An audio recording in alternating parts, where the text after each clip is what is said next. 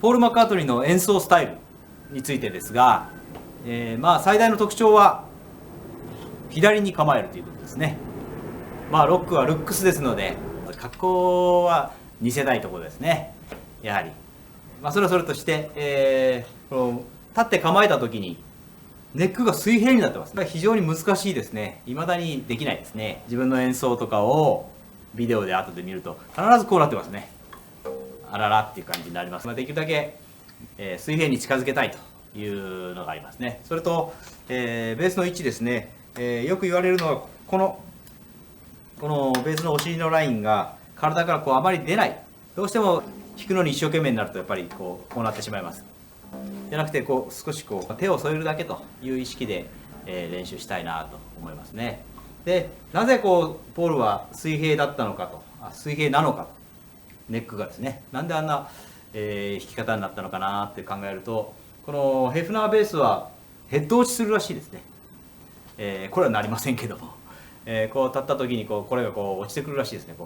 でこれ支えると、落ちてくる、支えると、落ちてくる、支えると、いう感じで、自然とそうなったのかなというふうにも考えられますね。でストラップですね。ストラップについてこれも全然違うストラップですが、初期の頃はなんかフォークギターみたいにこの辺に結んでですねありましたが、いつの頃からかここにですね、これ実はこれは日本の G 社という、一粒 300m の会社が作ったベースなんで、ここに開いてないんですよね。隙間がないんですよね。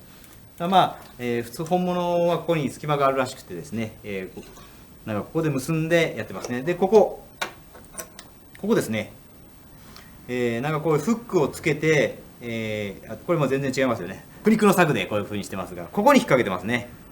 でそれはこのストラップピンが、ついてなかったからということらしいですけども、とにかくここにかけた。で、ここにかけたことによってベースを構えた時にここがちょっと斜めになるんですね。斜めにポールがネックを見ないで弾いたりとか、する時の非常の指針になるんじゃないかな。構えのですね、ポジションマークっていうんですかね。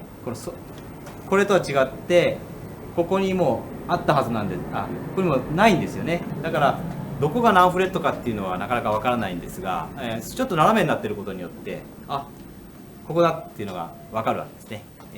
そんなこんな、弾きやすさ、この構えた時の特徴というのがあります。でもう一つ大事なのは左足のステップですね。リズムを、刻みながらで